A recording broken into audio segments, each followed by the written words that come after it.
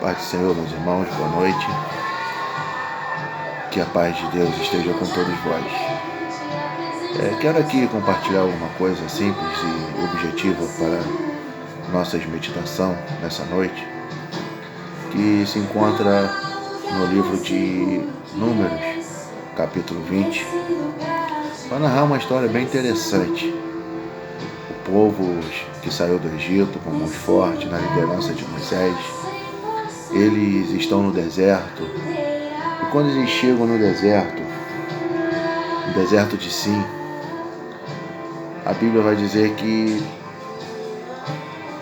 esse povo vai questionar a Moisés acerca da água, que eles não têm água para beber. Então eles vão começar a reclamar, vão começar uma contenda, direcionada a Moisés acerca da água. Eles vão questionar. Interessante que ao questionar sobre a água, Moisés, eles até menciona o Egito, menciona aquilo que o Egito, proporcionava a esse povo no passado. E aí Deus vai chamar Moisés e vai falar: Moisés, você vai falar a rocha, e essa rocha vai dar água a esse povo. Reúne toda a igreja, reúne todo o povo, toda a congregação, que irei mandar você, irei dar água a vocês. Você vai chegar, vai reunir, vai tomar a sua vara, vai reunir a congregação, vai reunir o povo, vai reunir a igreja e vai dizer à rocha que ela dê água, e ela dará água a vocês. Só que Moisés, eu entendo que Moisés está um pouco já aflito, um pouco já, como se diz, sem limites, porque o povo sempre, quando passava numa situação difícil, reclamava. Sempre quando acontecia alguma situação difícil, eles murmuravam a Deus. É como se o povo que estava no deserto, Deus conduzindo o povo, tirou o povo do Egito, Deus conduziu o povo, deu maná ao povo, deu água ao povo, Deus cuidou de cada detalhe para que esse povo não perecesse no deserto, mas mesmo assim eles estavam murmurando. E aí Moisés, acho que um pouco limitado já chateado com o povo, de tanta reclamação contra Deus, reclamação contra ele, e ele vai reunir a congregação, vai chamar o povo. Só que Moisés, em vez de falar com a rocha, ele vai ferir a rocha 2 vezes com a sua vara, e vai sair muita água. O povo vai beber e se fartar. E aí Deus vai chamar a atenção de Moisés. Deus vai dizer a Moisés que aquele povo não entrará na terra prometida. Esse povo vai chamar a ira de Deus. Aqui tem alguns aspectos que me chamam a atenção nessa passagem, do povo desejar o Egito. Essa passagem é mencionada algumas vezes ao longo de Êxodo, ao longo de Números, nesse período que o povo esteve no deserto, que o povo desejou novamente o Egito. Isso tem acontecido muito entre nós. Muito povo que saiu do Egito, muito povo que saiu do lamaçal do pecado, e muitas das vezes, quando passa uma situação difícil, complicada, lembra daquilo que tinha no passado.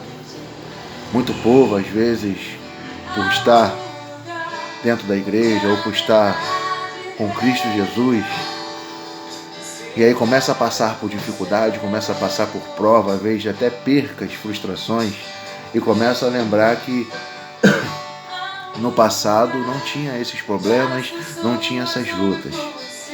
Começa a desejar aquilo que vivia no passado.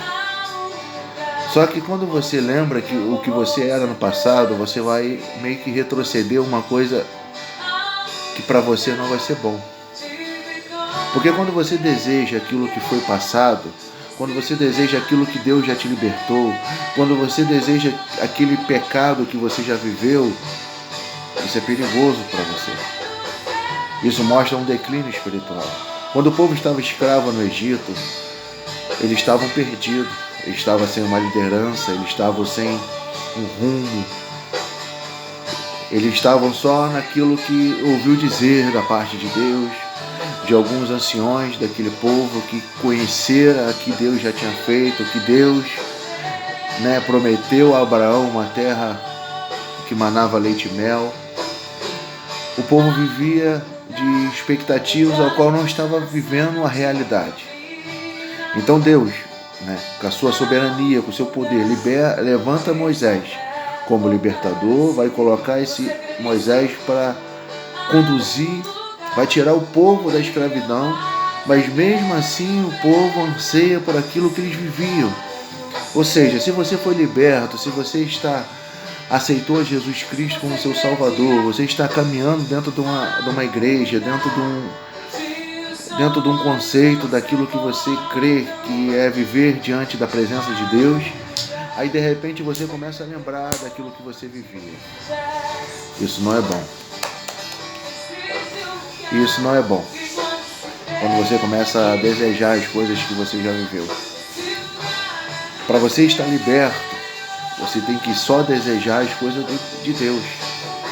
Quando você começa a lembrar do tempo que você bebia, quando você começa a lembrar do tempo que você fumava, quando você começa a lembrar do tempo que você vivia em prostituições, ao tempo que você não tinha compromisso com sua pessoa, seu cônjuge, quando você começa a lembrar de algumas coisas que, aquela época era bom, aquela época eu era feliz, aquela época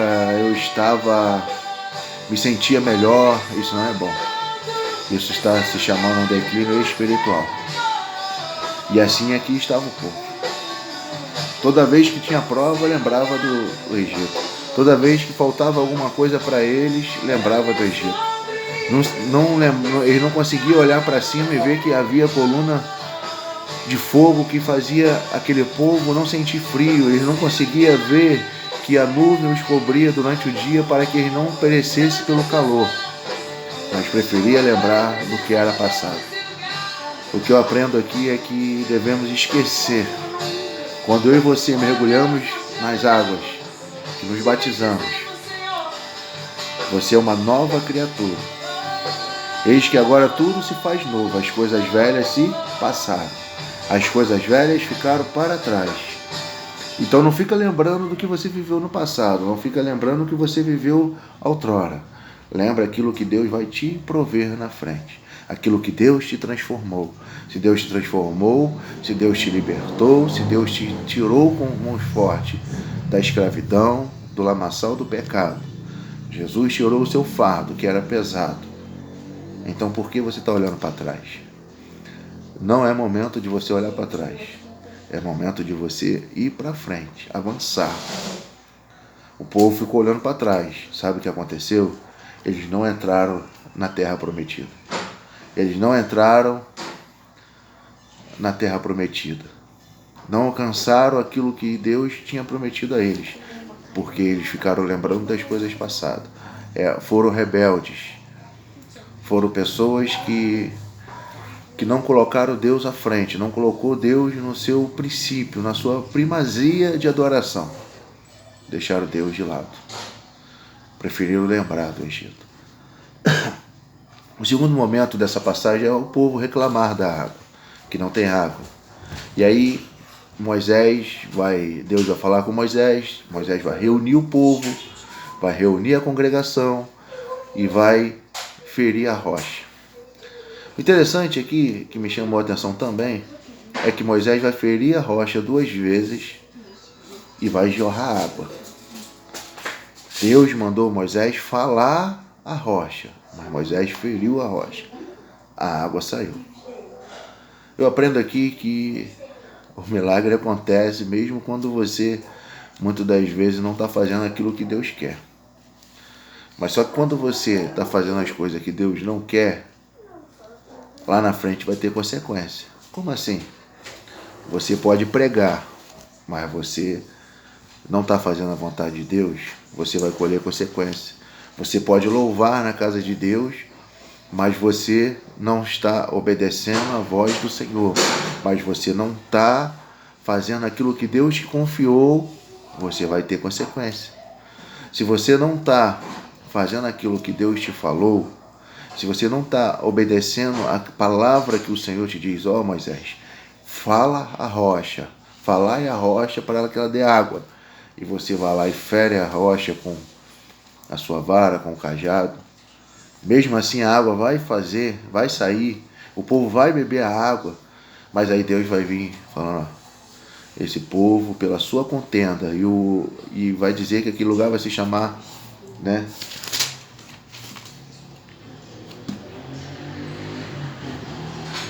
Vai chamar, estas são as águas de Meribá, porque os filhos de Israel contenderam com o Senhor, e o Senhor santificou neles.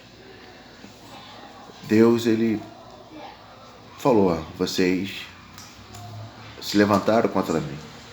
Vocês não foram obedientes, foram rebeldes. Eu quero te dizer que Deus, ele te dá uma ordem. Deus te conduz. Deus fala, filho, filha, siga esse caminho, faça isso. E você desobedece. E muitas das vezes você na hora vai dar o resultado. Muitas das vezes na hora você vai ver o milagre acontecer. Mas depois você vai pagar algumas consequências. Para que isso não aconteça na sua vida, faça aquilo que Deus falou a você. Não faça conforme a sua vontade.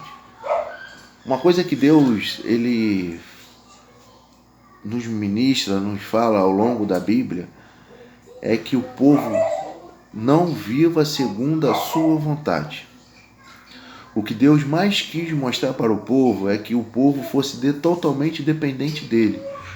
Que o povo não confiasse em si próprio, não confiasse nas suas forças, mas sim que confiasse nele para que ele pudesse fazer a obra, para que ele pudesse fazer o sobrenatural.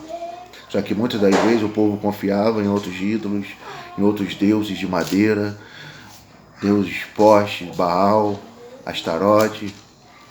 O povo muitas das vezes se inclinava diante de homens, se inclinava diante de ídolos que não era da vontade de Deus. E isso o povo perecia. Por muitas das vezes o povo não obedecia aquilo que Deus determinava. E o povo perecia por isso. O que eu quero te dizer e te despertar, dentro desse contexto geral, não lembre das coisas passadas. Ouve a voz de Deus e faça aquilo que Ele te mandou. Não faça as coisas por vontade própria. Não faça as coisas por vontade, pelo seu querer, pelo seu impulso, pelo seu momento, por emoção. Faça as coisas conforme Deus falou a você. Porque isso pode custar caro. Isso pode custar a tua salvação. Isso pode custar algo que você talvez não quer perder no momento.